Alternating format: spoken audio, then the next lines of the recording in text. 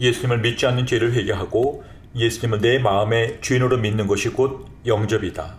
요한복음 1장 12절 영접하는 자, 곧 그 이름을 믿는 자들에게는 하나님의 자녀가 되는 권세를 주셨으니 회개하고 예수님을 내 마음에 영접하게 되면 예수님께서 내 마음속에 주인으로 들어오시게 된다. 성령의 권능으로 부활을 증거하라. 2과 부활로 성경의 모든 말씀을 믿는 것이다. 성경의 모든 말씀을 믿을 수 있는 것은 예수님께서 부활하셨기 때문이다. 하나님께서는 성경 말씀을 하나씩 이해하고 깨달아서 믿게 하신 것이 아니라 부활의 표적을 통해 성경의 모든 말씀을 단번에 믿을 수 있게 하셨다. 요한복음 2장 22절 죽은 자 가운데서 살아나신 후에야 제자들이 이 말씀하신 것을 기억하고 성경과 및 예수의 하신 말씀을 믿었더라. 부활을 통해서 성경의 모든 말씀에 아멘 함으로써 하나님께 영광을 돌리게 된다. 고린도후서 1장 20절 예수님의 약속은 얼마든지 그리스도 안에서 이해가 되니 그런즉 그로 말미암아 우리가 아멘하여 하나님께 영광을 돌리게 되느니라. 예수님의 부활로 성경의 모든 말씀을 믿게 되므로 예수님의 부활은 이 세상에서 형성된 가치관을 파하는 강력이다. 고린도후서 10장 4절 5절 우리의 싸우는 병기는 육체에 속한 것이 아니요 오직 하나님 앞에서 견고한 잔을 파는 강력이다. 모든 이론을 파하며 하나님 아는 것을 대적하여 높아진 것을 다 파하고 모든 생각을 사로잡아 그리스도에게 복종케 하니 우리는 눈에 보이는 것이 전부라고 믿고 살지만 예수님의 부활을 통해 이러한 세상적 가치관이 깨지고 성경의 말씀에만 진리임을 믿을 수 있다. 그 결과 우리의 인생관, 소유관, 죽음관, 가족관, 죄관이 성경적 가치관으로 바뀌게 된다. 고린도서 4장 18절 우리의 돌아보는 것은 보이는 것이 아니요 보이지 않는 것이니 보이는 것은 잠깐이요 보이지 않는 것은 영원함이니라. 고린도서 5장 7절 이는 우리에게 믿음으로 행하고 보는 것으로 하지 아니함이로라. 요한복음 10장 25절 26절 11장 25절 26절 예수께서 가라사대 나는 부활이요 생명이니 나를 믿는 자는 죽어도 살겠고 무릇 살아서 나를 믿는 자는 영원히 죽지 아니하리니 이것을 네가 믿느냐? 시편 116장 11절 성도의 죽는 것을 여호와께서 귀히 보시는도다. 마태복음 12장 48절 50절 말하던 사람에게 대답하여 가라사대 누가 네 모친이며 네 동생들이냐 하시고 손을 내밀어 제자들을 가리켜 가라사대 나의 모친과 나의 동생들을 보라. 누구든지 하늘에 계신 내 아버지의 뜻대로 하는 자가 내 형제요 자매요 모친이니라 하시더라. 부활은 기독교의 심장이다. 부활은 성경에 기록된 여러 사건 중 하나가 아니라 성경의 모든 말씀을 믿게 하는 근원이며 기독교의 심장이다. 부활로 인해 예수님의 신분, 예수님의 십자가를 비롯한 모든 사역에 재조명된다. 모든 사역이 재조명된다. 부활로 하나님의 살아계신 것이 확증된다. 사도행전 2장 32절 이 예수를 하나님이 살리신지라 우리가 이 일의 증인이로라. 부활로 예수님이 하나님의 아들이심이 확증된다. 로마서 1장 4절 성결의 영으로는 죽은 자 가운데서 부활하신 능력으로 하나님의 아들로 인정되셨으니 곧 우리 주 예수 그리스도시니라. 부활로 성경의 모든 말씀을 믿을 수 있게 된다. 요한복음 2장 22절 죽은 자 가운데서 살아나신 후에야 제자들이 이 말씀하신 것을 기억하고 성경과 및 예수의 하신 말씀을 믿었더라. 부활로 죄사함이 확증된다. 고린도전서 15장 17절 그리스도께서 다시 사신 것이 없으면 너희의 믿음도 헛되고 너희가 여전히 죄 가운데 있을 것이요.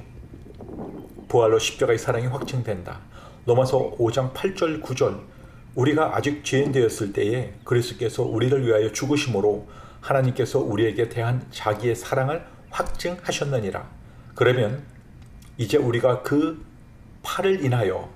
피를 인하여 의롭다 하심을 얻었은즉 더욱 그로 말미암아 진노하심으로 구원을 얻을 것이니 부활을 통해 십자가에서 죽으신 예수님이 하나님의 아들이심이 증명되었다. 로마서 1장 4절. 그러므로 십자가는 하나님께서 우리를 위하여 죽으신 하나님 사랑의 확증이다. 이처럼 부활은 성경의 모든 것을 푸는 열쇠이며 기독교의 심정이다. 심장에서 피가 뿜어져 나오듯이 부활로 성경의 모든 말씀을 믿을 수 있게 된다. 짐 엘리엇 부활 설교. 하나님의 도우심을 받아 내가 오늘까지 서서 높고 낮은 사람 앞에서 증거하는 것은 선지자들과 모세가 반드시 되리라고 말한 것밖에 없으니 곧 그리스도가 고난을 받으실 것과 죽은 자 가운데서 먼저 다시 살아나사 이스라엘과 이방인들에게 빛을 선전하리라 함이니이다 하니라. 사도행전 26장 22절 23절.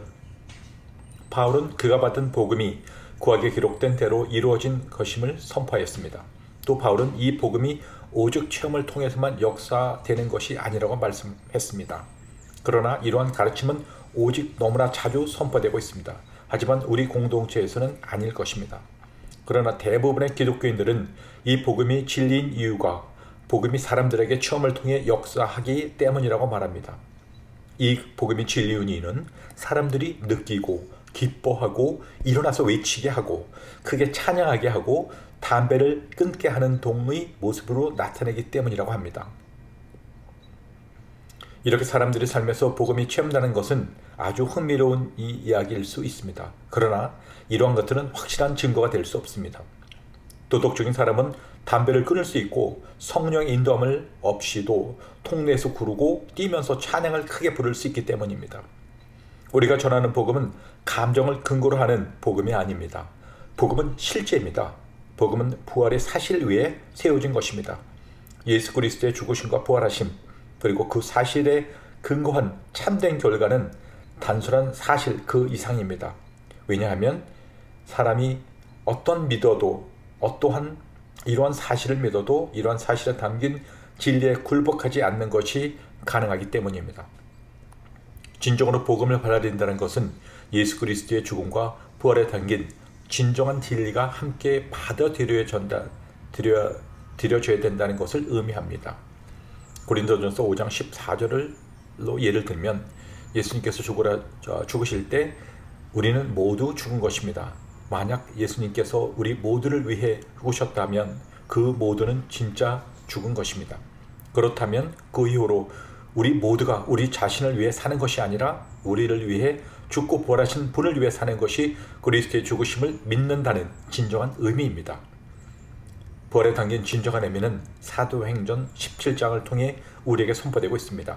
바울은 알지 못하던 시대에는 하나님이 허물지 아니하셨거니와 이제는 어디든지 사람에게 다 명하사 회개하라 선포하여 정하신 사람으로 하여금 세상을 공의로 심판하는 날을 작정하시고 그를 죽은 자 가운데서 다시 살리시고 모든 사람에게 믿을 만한 증거를 주셨다고 선포했습니다.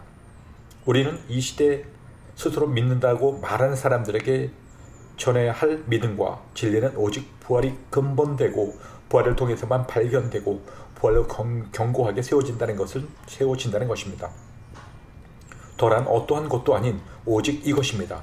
만약 당신의 구원에 대한 확신이 다른 어떠한 것도 아닌 이 부활의 사실 위에 부활의 진정한 의미 위에 세워졌다면 그것은 우리 주 예수 그리스도께서 말씀하신 것 같이 내가 살았고 너희도 살겠음이라고 하신 말씀이 실제가 되는 것입니다. 진정한 부활은 복음을 실제가 되게 합니다. 진정한 부활은 복음을 실제가 되게 합니다. 짐 엘리엇 1951년. 함께 해주셔서 너무 고맙습니다. 오늘도 주님 안에서 하루의 삶이 이어지는 그런 귀중한 시간이 되길 간절히 한번 바라봅시다. 함께 해주셔서 너무 고맙습니다. 아멘.